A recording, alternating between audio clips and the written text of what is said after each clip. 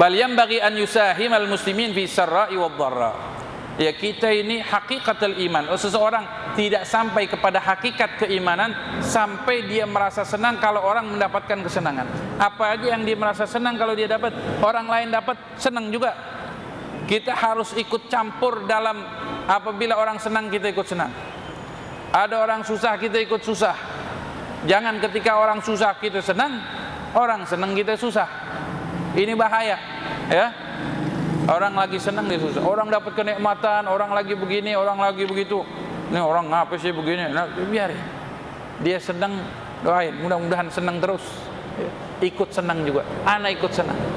Ente senang, ana ikut senang. Ente sedih, ana ikut sedih. Itu sih harusnya hakikatnya orang mukmin, orang iman yang sempurna. Wal muslimuna kal bunyan wahid. Orang muslim itu seperti bangunan, satu bangunan. Yashuddu ba'dhuhu ba'dan. Satu sama lain saling menguatkan. Ini masjid yang megah begini. Ya kan, itu karena tumpukan bata demi bata. Batu demi batu. Ada batu, ada semen, ada macam-macam. Saling tumpah tindih, akhirnya terjadilah bangunan. Kalau satu sama lain pisah-pisah nggak akan jadi bangunan. Rasulullah SAW mengatakan al-muslimuna kalbunyan wahid. Ya. Orang-orang muslim itu semuanya seperti satu bangunan yang satu sama lain saling mengokohkan. Wa kal jasadil wahid, bahkan sepatutnya orang muslim itu seperti satu tubuh. Idza ishtaka minhu udu, apabila ada yang merasakan sakit salah satu anggota tubuhnya, ishtaka sairul jasad, yang lain pun ikut mengeluh. Ya, kaki kita kesandung, yang teriak mana? Aduh, sakit. Tangan ikut ngurut-ngurut mijitin. Ya, ini sakit. Ya, ini harusnya saling tolong menolong. Bahagia kalau lagi sakit dia. Bukan malah diomelin, kaki kesandung diomelin, dasar kaki siapa. Tangan bukannya mijit malah disentil-sentil, dipukulin kaki. Nah, ini kan bahlul namanya, ya. Bukan seperti itu seharusnya. Ya, satu sama lain. Ketika ada yang susah, dia pun harus sama merasa. Ya, kaki kita sakit, kita semuanya merasakan sakit. Ya. Ya, ada yang sakit merasakan demam ke seluruh tubuhnya. Ya, begitu juga kalau bahagia, oh ada makanan enak. Mulut pengen ngerasain, tapi tangan kagak mau nyuap, kagak mau. Lah gimana ceritanya? Harus bantuin. Nah, ya semuanya anggota tubuh itu harus saling tolong menolong.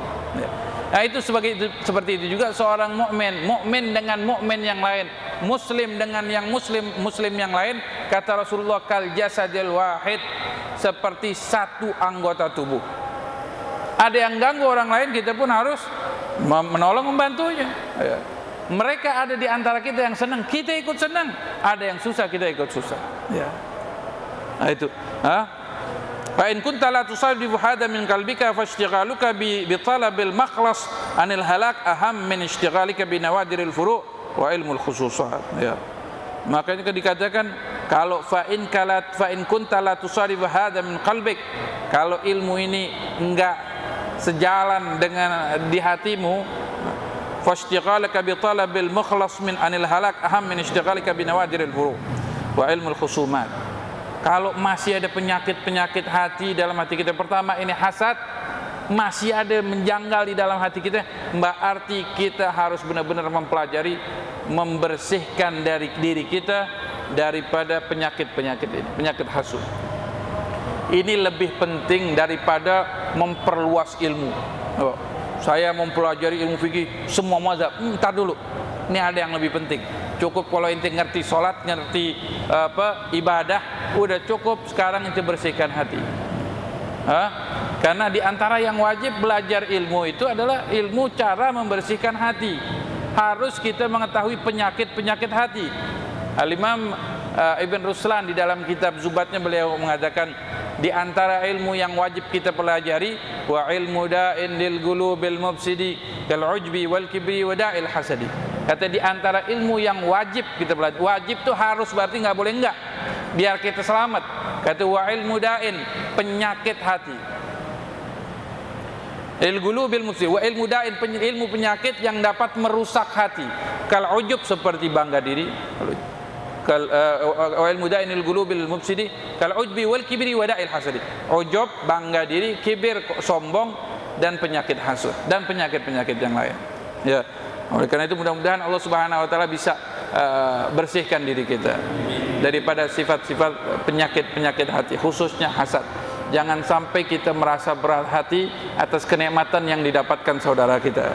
Akan tetapi kita harus punya rasa senang dengan gembira, dan gembira atas kenikmatan-kenikmatan yang didapat oleh saudara-saudara kita. Mudah-mudahan Allah Subhanahu wa taala limpahkan karunia-Nya kepada kita. Allah gampangkan segala urusan kita. Allah kabulkan segala hajat-hajat kita. Hajat dunia dengan segala kemudahan, hajat akhirat dengan ampunan. Amin ya rabbal alamin. Wassallallahu ala sayyidina Muhammad an-nabiyil ummi wa ala alihi wasallam walhamdulillahi rabbil alamin.